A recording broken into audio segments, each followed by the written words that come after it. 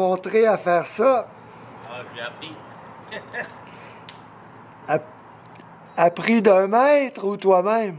Ah, j'ai appris, non, je me suis perfectionné moi-même, mais j'ai appris de quelqu'un qui était vraiment bon. Au Québec? Oui. J'ai appris sur le tas dans une autre compagnie des mondages à Saint-Hippolyte pendant une couple d'années. À Saint-Hippolyte.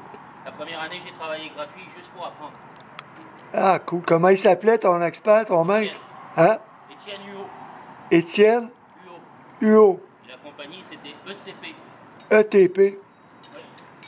Et Chantal, la propriétaire, qui était émondeur aussi.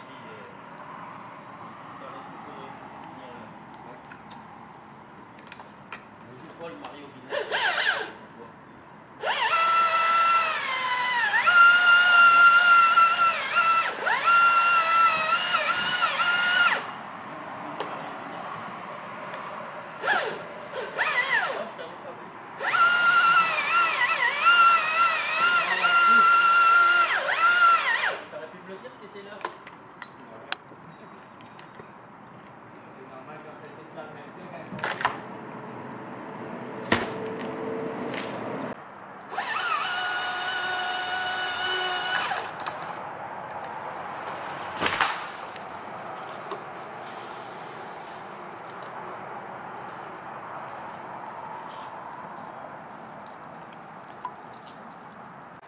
Donc, on est avec Pascal Pedron aujourd'hui. Bonjour, Pascal. Bonjour.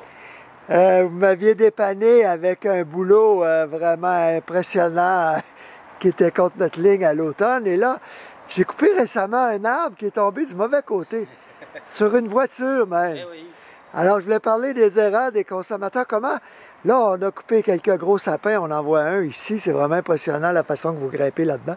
Comment savoir, justement, lui, il n'est pas pourri, contrairement à celui qui est tombé. Il est quand même cotis, là, regardez. Au milieu, on le voit qu'il est cotis. Ça, c'est cotis, ça. Le bois est pourri ici. La minute qu'il est plus foncé Oui, comme ça. Là, c'est du bois pourri. Il est plus mou, hein? Oui, il est complètement mou. Oui, oui. Donc, pour le savoir, soit on prend une roche, on tape dessus. S'il sonne creux, déjà, c'est un signe. OK. Puis en plus, la plupart du temps, ils pourrissent par le bas, ils pourrissent pas dans le milieu de l'arbre. Faut pas taper trop haut, faut taper plus vers le bas. Ou alors, on prend une mèche à forer, un petit diamètre, on perce, et puis on regarde comment le copeau il reste accroché sur sur la mèche en question. Okay. Si elle part complètement en poudre, c'est qu'à l'intérieur, déjà, il commence à être fini. OK. Puis avec les changements climatiques, on en voit de plus en plus de gros sapins qui tombent comme ça. Les résineux, en général, quand ils ont ce diamètre-là, ils sont pas mal matures, vraiment. Là, ça veut pas dire qu'il faut toutes les abattre, mais c'est plus à surveiller. En plus, il y a la tordeuse d'épinette maintenant, donc fils, là, si on voit que les têtes commencent à rougir, on sait que la tordeuse d'épinette est dedans. Okay. Donc si elle est dedans, il vaut mieux l'abattre en préventif, plutôt que ça se propage dans les autres arbres. Ouais. Puis proche des maisons, des véhicules, évidemment, c'est plus à risque. Exactement. C'était quelle hauteur? C'est beau, mais c'est beau de loin, d'une ouais. maison. Quand on voit ces arbres-là, c'est quelle hauteur, ça?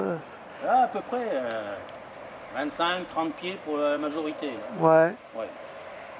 Puis, vous avez donc souvent de clients ou des voisins des clients? Racontez-moi ce que vous disiez hier, qui veulent économiser. J'en ai eu un dernièrement à Saint-Adolphe-de-Ward, je ne citerai pas son nom, mais j'étais en train de faire une job d'arbre. Il est venu me voir pour avoir une soumission. Je lui ai dit que j'allais aller le voir après le travail, donc j'ai été le voir. Et puis, il a trouvé que mon prix était pas dans son budget, soi-disant. Puis, je suis retourné cette semaine faire un autre client juste à côté de chez lui, justement. Puis, j'ai appris par sa dame qu'il avait voulu faire l'arbre lui-même, et puis il s'était fait tomber l'arbre sur la jambe, et puis 2 fractures. 2 fractures de jambe. C'est ça. Parce que c'est ça. Pour vouloir économiser 500-600 pièces, parfois, il faut savoir réfléchir un petit peu. C'est sûr que ça coûte quand même relativement cher de faire couper des arbres. C'est pas gratuit. Encore, j'ai des prix raisonnables par rapport à beaucoup d'autres. Moi, je trouve que oui, parce que pour ces sapins-là, grimper, tout nettoyer les branches à 300$ chacun, c'est pas cher. Quand on arrive au bout, les gens commencent à faire « Oh, ça fait cher », mais quand ils nous voient travailler, après, ils se disent « Ah, oui, au fait, ça vaut vraiment ce prix-là, ou même ça vaut plus cher que ce que vous avez fait. » On fait pas ça chaque année non plus. Moi, j'essaye de rester, c'est ça. J'essaye de rester raisonnable dans mes tarifs. Faut que je gagne ma vie, mais il faut que le client soit content aussi s'il veut que je me rappelle. C'est clair. C'est comme ça que ça fonctionne.